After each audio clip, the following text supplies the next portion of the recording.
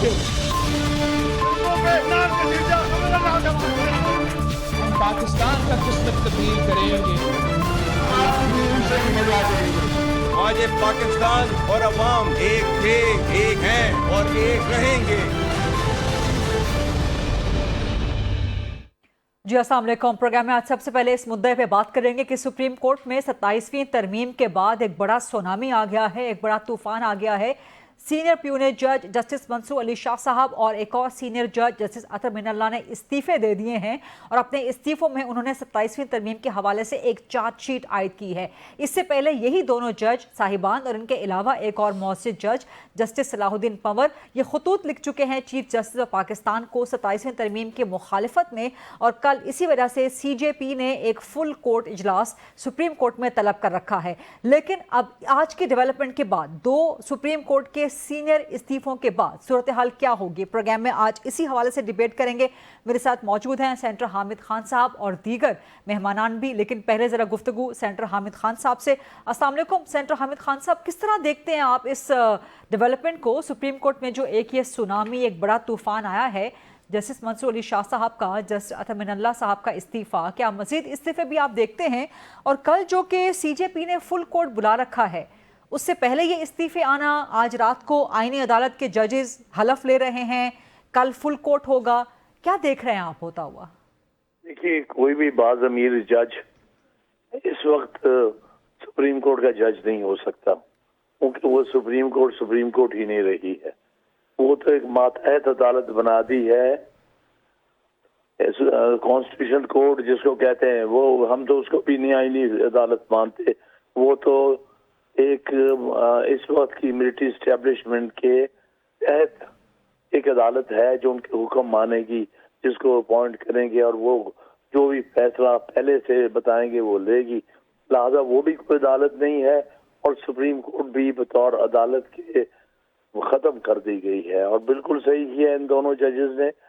Supreme court के हम जज हैं, ये सुप्रीम कोर्ट ये सुप्रीम कोर्ट तो रही नहीं है।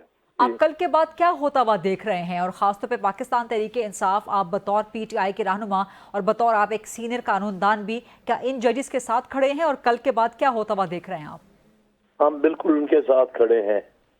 हर बहादुर जज के साथ जो कोई गैर आईनी किस्म के इकदाम के खिलाफ होगा, हम उसके साथ खड़े होंगे। हम आइन को बचाना चाहते हैं, आइन को एक दफा फिर हम जो है अच्छी शक्ल में लेके आना चाहते हैं। 26वीं तरमीम तो कत्लनामे थे आइन के, और इनको हम बिल्कुल नहीं मानते।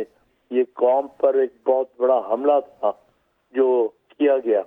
इसलिए मैं समझता हूँ किसी भी बाज़मीर शख्स को, बाज़मीर वकील को और बाज़मीर जज को इस पर मुत्तफिक होना चाहिए कि हम ऐसी कोई सेंटर हामिद खान साहब, क्या आप कोई सेंटर हामिद साहब क्या आप कोई डोमिनोज इफेक्ट देखते हैं? कुछ मजीद इस्तीफे आप मुतवक्के हैं? हो सकते हैं, लेकिन बहरहाल अगर अपना कोई बेज़मीर शख्स नहीं देता इस्तीफा तो वो उसका कसूर है। मेरे नजदीक सुप्रीम कोर्ट के सारे जजेस को फिर फौरन इस्तीफा देना चाहिए, क्योंकि वो सुप्रीम कोर्ट ही नहीं रही जिसमें इनको तैनात किया गया था। अब तो ये आप कैटापुल्ट होते हुए या कल्मिनेट होते हुए किसी मूवमेंट में देख रहे हैं आप ये, सेंटर हामिद खान साहब? जी इंशाल्लाह इस तरह से मुल्की निज़ाम नहीं चल सकते, इस तरह से आइन नहीं चल सकते। ये इन्होंने एक अच्छी इब्तिदा की है और सारी कौम इंशाल्लाह इनके साथ और हर बाज़मीर जज के साथ खड़ी होगी। लेकिन कल चीफ जस्टिस ऑफ पाकिस्तान ने फुल कोर्ट भी बुला रखा है, उससे पहले इस्तीफों का क्या मायने है? उसके पीछे जरूर कोई ना कोई और शर्त होगी, क्योंकि जिसको चीफ जस्टिस कहते हैं, मुझे मेरे नजदीक वो चीफ जस्टिस नहीं रहा, एक बेनज़ीर शख्स है जिसका नाम सर आप बहुत सख्त अल्फाज बोल रहे हैं, बड़े तौहीन अदालत हो जाएगी सर, आप तो कानून करें। मैं तो खड़ा हूँ जिसने तौहीन अदालत लगानी है, ताकि मैं उसके मुंह पे कह सकूं कि तुम क्या हो। बहरहाल, लेकिन मैं समझता हूँ इसकी कोई क्रेडिबिलिटी नहीं। इसने सुप्रीम कोर्ट को तबाह और बर्बाद करके रख दिया। राइट, आप कह रहे हैं कि पाकिस्तान तरीके से आप इन इस्तीफों के साथ खड़ी है और आप देख रहे हैं कि ये एक मूवमेंट में कल के बाद तब्दील हो सकती है। सेनेटर हामिद खान साहब, बहुत बहुत शुक्रिया आज प्रोग्राम के लिए वक्त देने पे। तारिक फजल चौधरी साहब भी मौजूद होंगे, विफाकी वज़ीर बराए पार्लिमानी उमूर हैं। रियासत अली आज़ाद साहब साबिक सदर इस्लामाबाद हाई कोर्ट बार के। अहमद अवैस एडवोकेट साहब सीनियर PTI के सीनियर कानूनदान भी हैं। मुजीबुर रहमान शामी साहब भी हमें ज्वाइन कर रहे हैं, सीनियर सहाफ़ी हैं, तज्ज़ियाकार हैं। और अब्दुल क़य्यूम सिद्दीक़ी साहब भी सीनियर सहाफ़ी हैं, वो भी हमारे साथ मौजूद हैं। रियासत अली आज़ाद साहब, किस तरह देखते हैं आप, ये क्या हुआ है आज सुप्रीम कोर्ट के अंदर? बिस्मिल्लाहिर्रहमानिर्रहीम। मैं समझता हूँ कि जो इस वक्त पूरे पाकिस्तान के अंदर 26वीं तरमीम और 27वीं तरमीम के बाद जो सकूत था, जो जमूद था, वो टूटा है। और मैं समझता हूँ, मैं एक शेर में ये अर्ज़ करूँगा कि जुर्रत से हर नतीजे की परवाह किए बगैर दरबार छोड़ आया हूँ सजदा किए बगैर। इस निज़ाम के सामने उन्होंने सजदा नहीं किया। उन्होंने एक जुर्रत, एक दिलेरी और एक बाज़मीर कि वो जिस सुप्रीम कोर्ट के वो जज थे 26वीं और 27वीं के बाद, वो सुप्रीम कोर्ट ही नहीं रही तो वो जज भी नहीं रहना चाहिए उन्हें।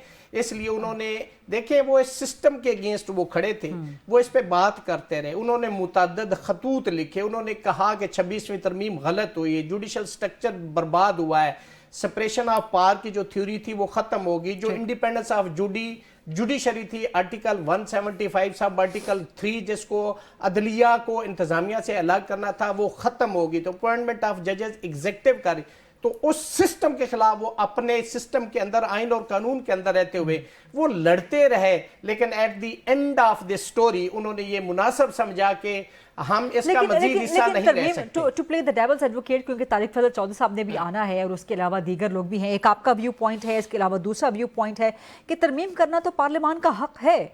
सो ये कहाँ से चीज़ नमूदार हो जाती है कि आप अपनी मर्जी से अदालतें चलाना चाहें या अपनी मर्जी से अदलिया का निज़ाम चलाना चाहें, या आप पार्लियामान की गई तरमीम को ही ना तस्लीम करें? देखें, आपको हक हासिल है पार्लियामेंट को, आप वो लेजिस्लेशन कर सकते हैं जो आर्टिकल 9 जो कॉन्स्टिट्यूशन को उससे मुतसादम ना हो, जो आर्टिकल 227 से मुतसादम ना हो। देखिए, उसके अंदर लिखा हुआ है कि इंजंक्शन ऑफ इस्लाम के से जो मुतसादम ला होगा वो आप नहीं बना सकते, आप अमेंडमेंट नहीं कर सकते। ये आइन के अंदर लिखा हुआ है।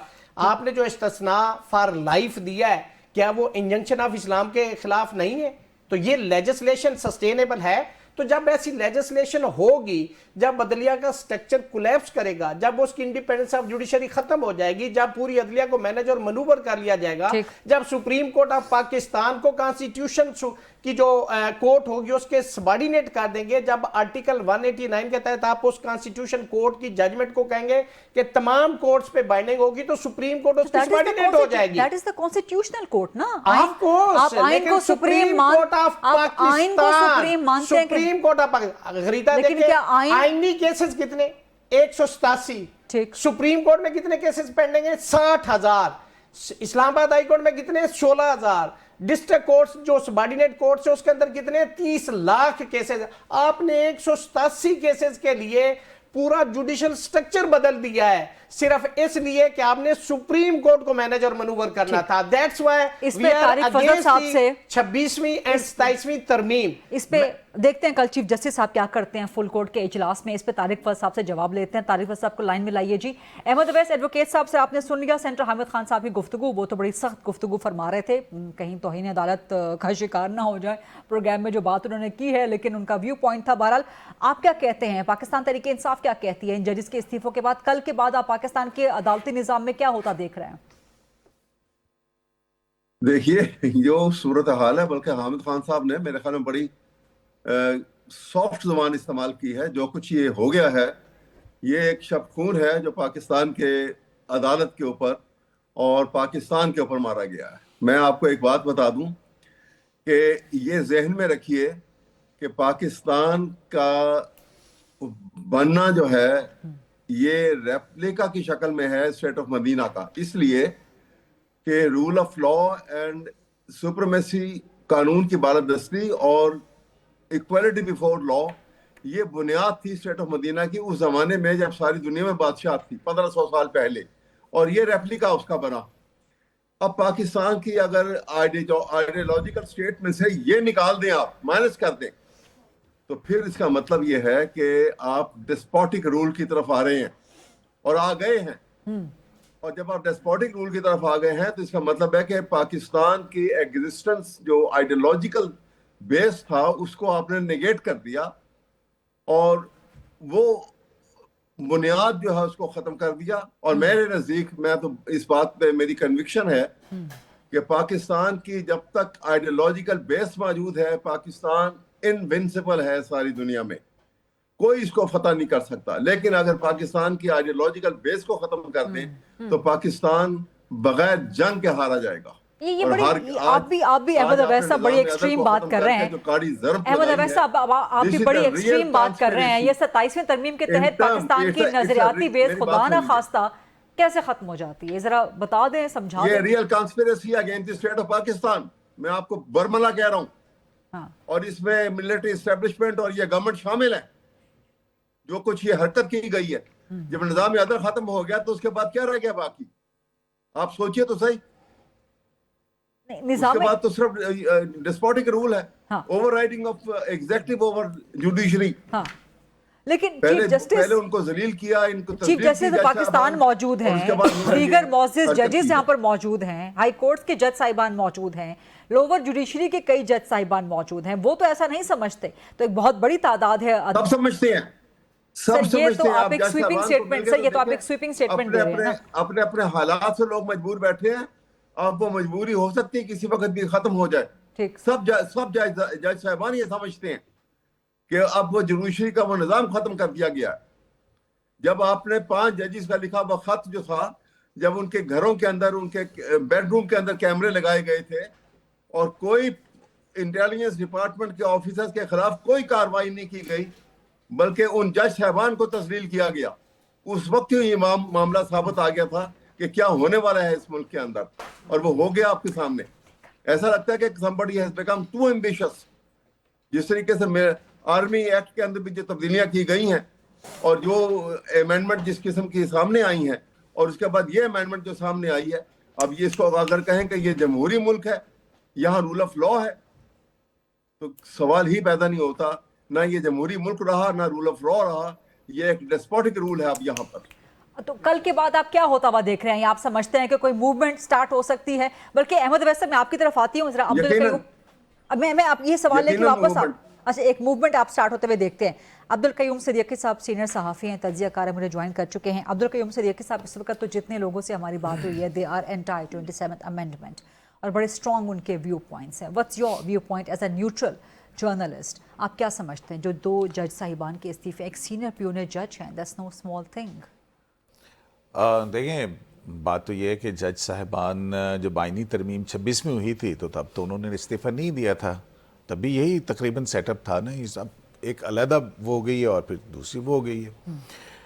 दोबारा 1-1.5 साल के बाद जो है वो उन्होंने रिज़ाइन देना मुनासिब समझा। अभी मैं अहमद अवैस साहब को सुन रहा था कि ये आर्मी एक्ट के अंदर तब्दीली और ये सारा कुछ, अगर हम ये देखें तो ये प्रोसेस शुरू कहाँ से हुआ था? ये मंसूर अली शाह साहब के एक फ़ैसले से शुरू हुआ था, जो जनरल बाजवा की एक्सटेंशन दी थी। वो सुप्रीम कोर्ट ने, जिसके पास खुद ये इख्तियार नहीं था, और उन्होंने जनरल बाजवा को 6 माह की एक्सटेंशन दी और मामला पार्लियामेंट को भिजवाया, और फिर पार्लियामेंट में आर्मी एक्ट में तरमीम हुई एक्सटेंशन के हवाले से।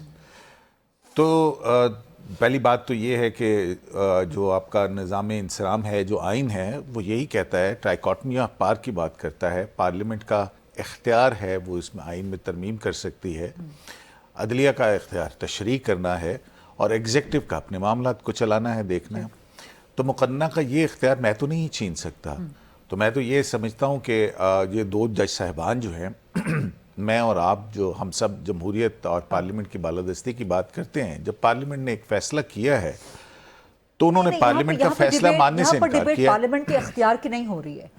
पार्लियामेंट वो इख्तियार किस तरह इस्तेमाल करती है, किस इंटेंट के साथ इस्तेमाल करती है, मोटिव क्या है, इम्पैक्ट क्या है?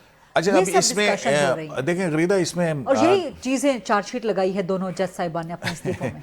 देखें, वो तो कुछ भी कह सकते हैं ना, वो फाजिल जज साहिबान हैं, वो कोई भी फैसला लिख सकते हैं, वो चाहे तो आइन को रीराइट भी कर सकते हैं। इस्तीफे हैं, ये कोई छोटी चीज तो नहीं, आप तो इसको बहुत लाइटली ले रहे हैं। मेरे देखें, ये उनका हक है, वो जो भी जिस तरह से भी अपने फैसले के अंदर लिख सकते थे, उन्होंने फैसलों में लिखे हैं। लेकिन हम ये देखते हैं कि ओवररीच करते रहे हैं, जुडिशल ओवररीच होती रही है इस मुल्क के अंदर, और जुडिशल ओवररीच की वजह से या 40 साल के बाद ये सारी सूरत हाल आई है। तो मैं देखें, पार्लियामेंट का इख्तियार तो है ना, ये तो कोई नहीं कभी नहीं कर सकता। इख्तियार पे डिबेट ही नहीं है। अच्छा, अहमद अवैस साहब से पूछ लीजिए कि पार्लियामेंट की इंटेंट देखी जा सकती है या उसके साथ मेलाफिडी एट्रीब्यूट की जा सकती है? नहीं की जा सकती है। रियासत साहब इसका जवाब देंगे। वो तो रियासत साहब जो मर्जी जवाब दें, मैं तो रियासत ये है वो। इन्हीं रियासत भी हैं और आज़ाद भी हैं। आज़ाद रियासत है। मंसूर अली शाह साहब कई फैसले हैं जिसके अंदर वो पार्लियामेंट की इंटेंट की बात करते हैं कि पार्लियामेंट के साथ मेलाफिडी इंटेंट जो है वो एट्रीब्यूट नहीं की जा सकती है। ठीक है, तो लिहाजा मेरा तो ख्याल है कि अगर वो रहते तो बहुत अच्छी बात थी, देख लेते कल तक क्या हो सकता है। गवर्नमेंट के जो गवर्नमेंट कह सकती थी कि भाई आप फेडरल कॉन्स्टिट्यूशनल कोर्ट के अंदर आ जाएं आप। अब इख्तियार सुप्रीम कोर्ट ऑफ पाकिस्तान के जजेस की तो आज ओथ टेकिंग है रात को। आज हलफ बर्दारी है। मुझे इल्म आज नहीं रात है, को हलफ बर्दारी जाहिर है क्योंकि वैक्यूम नहीं रह सकता है, तो हो सकता है कि उसमें वो हो जाते। अब आईनी तरमीम के बाद जो है वो इख्तियार 184(3) के तहत या वो जुरिस्डिक्शन जो है वो सुप्रीम कोर्ट ऑफ पाकिस्तान ही के नए एक अदालत के अंदर जजेस के पास होगी। एक्सपेक्टेड है, सुना तो जा रहा है, सुना जा रहा है सुप्रीम कोर्ट से, हाई कोर्ट से भी हो सकते हैं या सुप्रीम कोर्ट से भी एक आधा। ये तो बहुत क्राइसिस की सिचुएशन हो जाएगी। कोई क्राइसिस नहीं होगा, किस चीज़ से क्राइसिस होगा? वो ठीक है, वो अपना जो है वो अगर जाके अवामी सतह के ऊपर मूवमेंट चलाना चाहते हैं पाकिस्तान तहरीक इंसाफ को ज्वाइन करके, वैसे माहौल बहुत अच्छा है। तो नहीं कर सकते ना 2 साल तक। नहीं, ये वो बिल्कुल कर सकते, क्यों नहीं कर सकते? वो उनके ऊपर कौन सी पाबंदी है? सरकारी वो तो सरकारी ओहदेदार के ऊपर होती है, जज के ऊपर तो नहीं होती है। देखें, सिद्दीकी साहब ने भी अपनी आज़ादाना राय दी है, ठीक है ना। अब मैं कहता हूं कि बिल्कुल मैं मानता हूं कि पार्लियामेंट लेजिस्लेशन कर सकती है, लेकिन subject to chapter number 2 constitution, article 9 special, article 175 sub article 3 और आर्टिकल 227। अब मैं बताता हूं कि जो पहला चैप्टर है बुनियादी हकूक का, उससे मुतसादम कोई कानून साजी नहीं कर सकती। आर्टिकल 9 जो है सिक्योरिटी ऑफ पर्सन के हवाले से, 2 to 7 ये कहता है कि कोई भी ऐसी लेजिस्लेशन नहीं की जा सकती जो इंजंक्शन ऑफ इस्लाम से मुतसादम हो। इस पे क्या एक जजमेंट है, वुकला महाज बराए तहफ़्फ़ुज़ दस्तूर पाकिस्तान बनाम फेडरेशन ऑफ पाकिस्तान, जिसके अंदर है कि कोई भी लेजिस्लेशन जो मेलाफाइडी पे मबनी हो उसको supreme court of Pakistan strike down कर सकती है। सिद्दीकी साहब ने ये मेलाफाइडी का लफ्ज़ देखें, लेजिस्लेशन अब जो था हयात वो इस्तिस्ना है, क्या वो 2 to 7 से रिपग्नेंट नहीं है? ये उससे मुतसादम नहीं है। उस्मानी ने भी उसकी मैं अर्ज कर रहा हूं चूंकि ये तो आइन के अंदर लिखा हुआ है। फिर पार्लियामेंट का भी एक डोमेन है, ठीक है, हमने ये बारो किया निजाम बरतानिया से कि औरत से मर्द और मर्द से औरत नहीं बना सकती, लेकिन हमारा वो जो आइन है ना बरतानिया, वो रिटन नहीं है, वो कस्टम प्रैक्टिस और यूसेज सिवाय bill of right and petition of rights और मैग्ना कार्टा, उसके अलावा वहां पे कोई रिटन डॉक्यूमेंट नहीं है। हमारा तो सारा आइन रिटन में है 73 का। उससे पहले आपने 1935 का India act interim constitution opt किया, 56 का आपने ऑप्ट किया, 62 का जिसको पाकिस्तान का फैसलाबाद का घंटाघर कहते थे, उसमें सारे इख्तियारात एक डिक्टेटर के पास थे। लेकिन इसके अंदर domain trichotomy of power, institutions, उनकी लिमिटेशन और उसके अंदर ये लेजिस्लेशन हो सकती है। आप सिस्टम को कोलैप्स नहीं कर सकते, बुनियादी स्ट्रक्चर को आप कोलैप्स नहीं कर सकते। ब्रेक का वक्त हो गया जी, let's take a short quick break. Riyasat Azad साहब हैं, अहमद अवैस एडवोकेट भी मौजूद हैं, अब्दुल कयूम सदीकी साहब भी हैं, मुजीबुर रहमान शामी साहब भी हैं और तारिक फजल चौधरी साहब से ही बात करेंगे after a short quick break. Live program, stay with अस।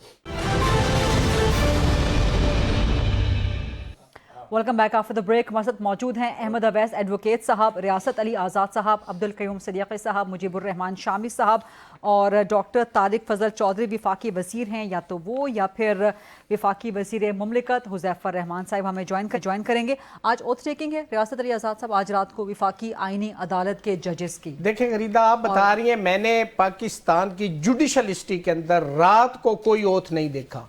कौन सी इतनी परेशानी है, कौन सी मुसीबत है, गलत क्या कौन सा खतरा है? मुझे इसमें गलत बताइए, देखिए रवायात जो होती है ना जुडिशरी के अंदर, जुडिशल कस्टम प्रैक्टिस यूसेज, उसको देखा जाता है रवायात जुडिशरी के कि हमेशा सुबह जो कोर्ट टाइम होता है ना, उस टाइम उसके अंदर जो है ना ओथ होता है। आज अभी बिल वो तरमीम साइन हुई है, अभी जजेस भी आ गए हैं, हमें तो ये भी नहीं पता कि जुडिशल कमीशन ने किया है, प्रमोशन हुई है, एलिवेशन हुई है, नई अपॉइंटमेंट हुई, हमें तो ये पता ही नहीं है। और ऑल ऑफ सडन आपसे सुन रहे हैं कि यहाँ पे ओथ भी, और अभी इतनी कौन सी जल्दी है? जिस जल्दी में आपने 27वीं तरमीम की, उसी जल्दी में आपने कोर्ट बना ली, उसी जल्दी में आप अब्दुल कयूम साहब, क्या गलत है ये देना चाह रहे हैं? रात के मैंने कभी नहीं वक्त पाकिस्तान की वफाकी तारीख आईनी में ऐसा अदालत के देखा। जजेस के ओथ टेकिंग गलत है इसमें कुछ? मुझे तो कोई गलत नहीं लगता, रात को इस्तीफे भी नहीं कोई देता।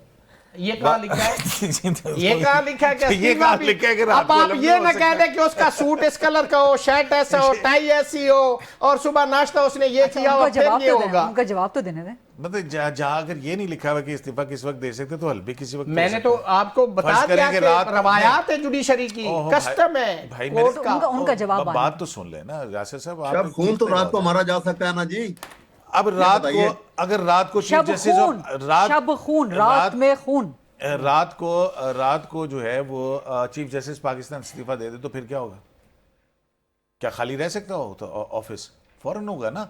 जैसे ही अमेंडमेंट पे दस्तखत हुए हैं तो आपकी फेडरल कॉन्स्टिट्यूशनल कोर्ट जो है वो आ गई है, उस कोर्ट को आके और जो प्राइम मिनिस्टर ने उसी आईनी तरमीम जो आप कह रहे हैं ना कि कहाँ लिखा हुआ है, अगर आप पढ़ लेते उस आईनी तरमीम को, क्योंकि आपने तनकीद भी बगैर पढ़े ही करनी है, तो उसके अंदर लिखा हुआ है कि प्राइम मिनिस्टर ऑफ पाकिस्तान जो पहला प्रोवाइजो है, उसका पहला बैच जो है वो prime minister of Pakistan nominate करेगा और सदर मुमलिकत उसको नोटिफाई करेंगे, मतलब उनकी एडवाइस के ऊपर अमल करते हुए वो अपॉइंट कर देंगे उसको फर्स्ट बैच को।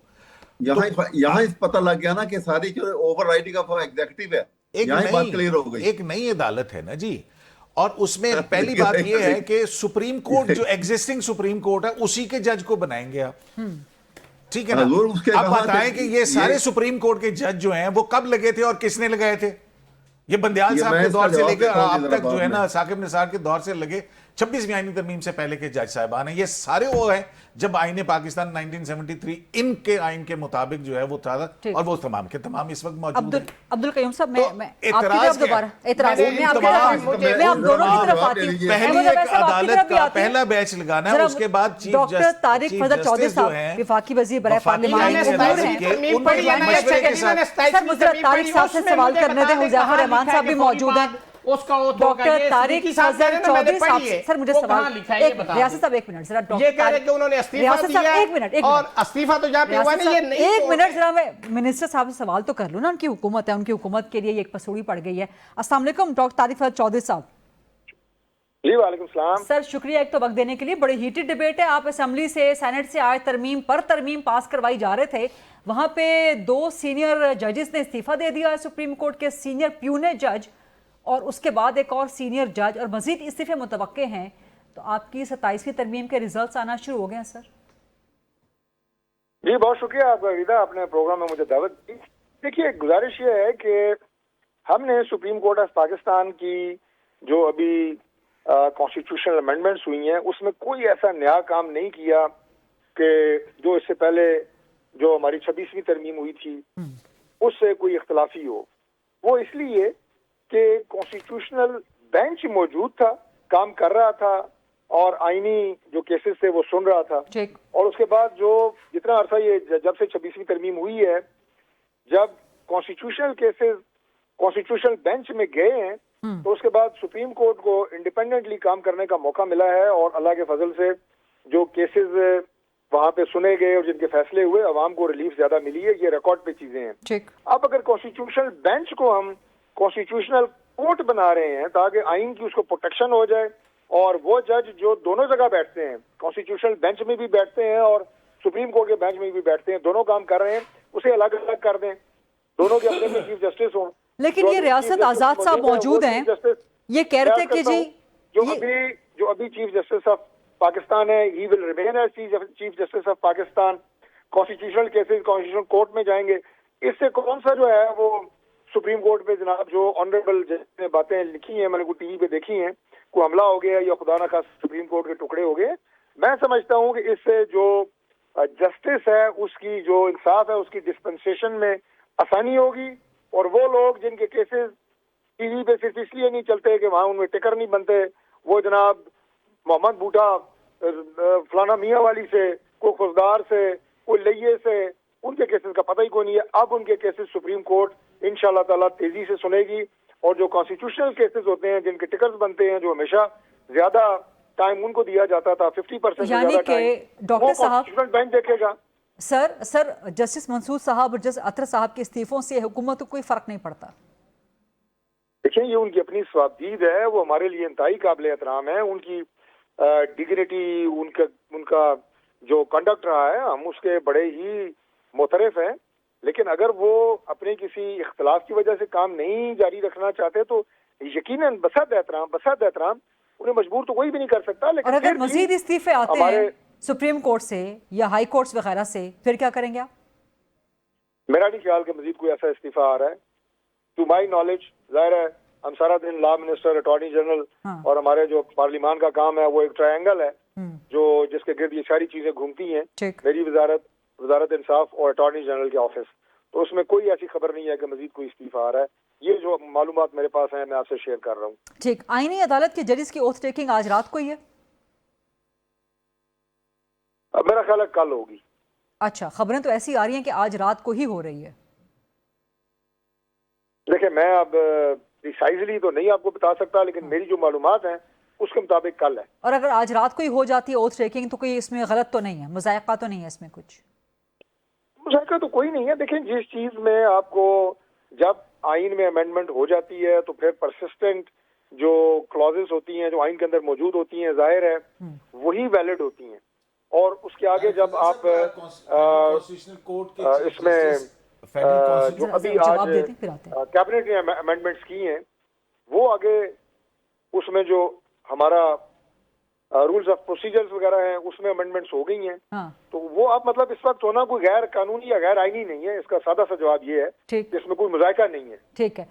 एक सवाल अब्दुल कयूम भी करना चाह रहे हैं, लेकिन जरा एक सवाल का मुझे जवाब दे दें इससे पहले कि हम अब्दुल कयूम साहब का भी सवाल ले लें।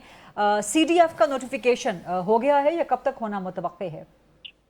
ये उनका नोटिफिकेशन अभी हुआ तो नहीं है, लेकिन वो नवंबर के महीने में ही मुतवक्को है इंशाल्लाह। और जो हमने आइन के अंदर CDF का ओहदा और जो फील्ड मार्शल का ओहदा जो कि मेंशन नहीं था, उसे वहां पे मेंशन किया है, कॉन्स्टिट्यूशनल प्रोटेक्शन उसे दी है। उसके बाद आर्मी एक्ट में अमेंडमेंट हुई है। तो ये अब किसी वक्त भी नवंबर में इंशाल्लाह ताला उनका नया नोटिफिकेशन हो जाएगा, जिससे एज आर्मी चीफ और as CDF chief of defence forces उनकी जो मियाद है वो 5 साल के लिए आगे होगी, जब से उनका नोटिफिकेशन होगा। 5 साल के लिए मजीद आगे होगी। अब्दुल कयूम कुछ पूछना चाहते हैं आपसे अदलिया के तारिक साहब, फेडरल कॉन्स्टिट्यूशनल कोर्ट के चीफ जस्टिस के नाम फाइनल हुए हैं? प्राइम मिनिस्टर ने कोई नाम फाइनल किए हैं?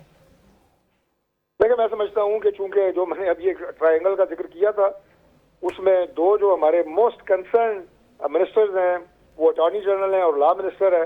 मेरा ख्याल है he is in a better position to answer this question. ठीक है, बहुत शुक्रिया डॉक्टर तारिक फजल चौधरी साहब आज सवालात के जवाब देने के लिए। Coming to you Ahmed Awais advocate साहब, आपने सुन लिया डॉक्टर तारिक साहब को, विफाकी वजीर हैं पार्लियामेंट्री उमूर के। वो कह रहे हैं कि जिसमें कोई मसायका नहीं है, जज साहिबान ने जो इस्तीफे दिए हैं वो उनका अपना प्रेरोगेटिव है वगैरह वगैरह। देखिए, सूरत हाल क्या है इस वक्त कि आईनी जो अदालत बन गई उसके अंदर जो जज साहबान अभी जो आज रात को ले लेंगे, उसके अंदर जो सूबों के जो हाई कोर्ट्स हैं वहां से भी जजेस आएंगे। अहमद अवैस एडवोकेट साहब, कनेक्शन उनका ड्रॉप हो गया। एक ब्रेक का वक्त हुआ है जी, let's take a short quick break, debate को मजीद आगे बढ़ाते हैं। Welcome back after the break. Abdul Qayyum Siddiqui साहब, रियासत अली आज़ाद साहब और अहमद अवैस एडवोकेट साहब मौजूद हैं। मुजीबुर रहमान शामी साहब भी हमारे साथ मौजूद हैं। कुछ देर पहले सेनेटर हामिद खान साहब भी गुफ्तगू कर रहे थे और डॉक्टर तारिक फजल चौधरी साहब ने तो कहा कि मजीद कोई इस्तीफे नहीं आ रहे। जिन जज साहिबान ने इस्तीफे दे दिए हैं, मुअस्सिस जज साहिबान ने, वो उनकी अपनी ज़ाती फैसला है। लेकिन एक और इस्तीफ़ा भी आ गया आपसे कुछ देर पहले, मखदूम अली खान साहब का, जो कि मेंबर हैं law and justice commission of Pakistan के। उन्होंने भी 27वीं तरमीम की मुखालिफत में अपना इस्तीफ़ा चीफ जस्टिस पाकिस्तान को पेश किया है। कल फुल कोर्ट का इजलास भी है अहमद अवैस एडवोकेट साहब, तो इस्तीफों पर इस्तीफे 27वीं तरमीम के खिलाफ चीफ जस्टिस पाकिस्तान पर क्या इम्पैक्ट डाल सकते हैं? कल फुल कोर्ट पे क्या? कल फुल कोर्ट तो फिर नहीं रही, उसमें तो फिर 2 जज साहिबान निकल गए। जो मौजूद कल फुल कोर्ट जो है ना इनसिग्निफिकेंट होगा। वहां पे ये करेंगे कि जी अब तो तरमीम आ गई है, लिहाजा क्योंकि पार्लियामेंट ने पास कर दिया, लिहाजा हम इसी तनख्वाह पे गुजारा करेंगे, इसके अलावा कुछ नहीं होने वाला। क्योंकि ये तो दे डेलिबरेटली वेटेड। जब ये जज साहबान ने 3 जज साहबान ने लेटर लिखे थे, वो अप्रोप्रिएट टाइम था कि इन तरमीम से पहले वो अपनी फुल कोर्ट की मीटिंग करते और वहां पे इसका एक कैटेगोरिकल डेलिब्रेशन के बाद कोई एक फैसला किया जाता, और वो वक्त गुजारा उन्होंने। क्योंकि ये सारा सिलसिला जो है वो जिन कंडीशन में इनको लगाया। मैं आपको जो दूसरी बात सबसे अहम बताना चाहता हूँ कि ये अब आज जो जजेस ओथ लेंगे, जो हाई कोर्ट से आएंगे जज, और ओथ लेते ही वो जज जो है वो सुप्रीम कोर्ट के जज साहबान से सुपीरियर हो जाएंगे। इंटरेस्टिंग बात ये है क्योंकि जो कॉन्स्टिट्यूशन कोर्ट का फैसला होगा उसको सुप्रीम कोर्ट सेटिस्फाइड नहीं कर सकेगा। वो फैसला जो है वो हतमी फैसला कहलाया जाएगा। तो वो सिर्फ कॉन्स्टिट्यूशनल केसेस के सिर्फ कॉन्स्टिट्यूशनल केसेस के फैसले होंगे ना, तो ज़ाहिर है फिर कॉन्स्टिट्यूशनल केसेस जो हैं उनकी नौयत भी सुप्रीम कॉन्स्टिट्यूशन के ऊपर का बंदा किस तरह देखिए ना, यही तो मैं आपको बता रहा हूँ। और उनकी और वो लगाए कैसे जा रहे हैं कि जिनके ऊपर प्राइम मिनिस्टर हाथ रखते हैं। और प्राइम मिनिस्टर कौन है? जिसके ऊपर ऑडिटर जनरल पाकिस्तान ने अभी रिपोर्ट दी है कि 375 ट्रिलियन रुपीस का फ्रॉड हुआ है इस हुकूमत के, इस प्राइम मिनिस्टर के होते हुए। वो हुकूमत ने डिनाई कर दिया कि वो फेक रिपोर्ट है। वो हुकूमत ने डिनाई कर दिया कि फेक रिपोर्ट है। लेकिन दुनिया भर के बड़े बड़े मुल्कों में सर, अमेरिका में, बरतानिया में, जर्मनी में, फ्रांस में जजेस अपॉइंट करते हैं सियासतदान। गलती क्या है सर इसमें? गलत क्या करते हैं तो वो इस तरह करप्ट तो नहीं होते हैं। और ये हमारा निजाम अपने हिसाब से चलेगा। हमारा जो कॉन्स्टिट्यूशन बताता है उसके मुताबिक हमने चलना है। फ्रांस के साबिक सदर को करप्शन पे सजा हुई है अभी, वो भी अपने टेन्योर में जजेस अपॉइंट करते रहे। वो अपने टेन्योर, हमारा निजाम जो है, हमारी ओवरराइडिंग ऑफ जुडिशरी के ऊपर जो ओवरराइडिंग ऑफ एग्जीक्यूटिव है, उसके बाद यहाँ पे स्वाइट डिस्पोटिक रूल के क्या रह जाएगा बाकी? ठीक, रूल ऑफ लॉ को तो खत्म हो गया बिल्कुल। ठीक ठीक, right. This is end of rule of law. This is और उसके पीछे आपने देखा कि जो आर्मी एक्ट में तरमीम की गई है, अब वो यानी ये आर्मी ऑफिसर, चाहे वो फील्ड मार्शल हो या चीफ ऑफ आर्मी स्टाफ है, वो he is a government servant. अब वो अब्दुल कयूम सिद्दीकी साहब, अब्दुल कयूम सिद्दीकी साहब, your take on this, your take on this. Ahmed Awais साहब कह रहे हैं कि this is the end of the rule of law in Pakistan. ये जाहिर है वो अहमद अवैस साहब की मैं राय का एहतराम करता हूँ, वो कुछ भी कह सकते हैं, लेकिन this is not the end of the rule of law. हमने ये देखा है कि सुप्रीम कोर्ट ऑफ पाकिस्तान ही की वजह से जहाँ एग्जेक्टिव जब कमाल हुई थी, पार्लियामेंट के कानून साजी होने से पहले स्टे कर दिए जाते थे। जुडिशल ओवर रीच और फिर जुडिशल साइड के ऊपर री writing of the constitution 62(1)(f), 63(a), हुकूमत गिराना, 186 वोट के हवाले, मतलब आप देख लें कि कहाँ तक जो है वो चली गई चीज। लेकिन पॉलिटिशियंस और पार्लियामेंट ने नाअहलियां बर्दाश्त की, वज़ीर आज़म ने अपनी बदतमीजियां बर्दाश्त की। बहुत बहुत शुक्रिया। फिर उसके बाद पार्लियामेंट ने अपना साहिब, रियासत अली आज़ाद साहब, अहमद अवैस एडवोकेट साहब, इससे पहले डॉक्टर तारिक फजल चौधरी सेंट्रान साहब भी मौजूद थे। आप सबका बहुत बहुत शुक्रिया। That's a wrap. ये था आज का प्रोग्राम। आल्सो इंशाल्लाह coming Monday 8 o'clock on GTV। अल्लाह हाफ़िज़।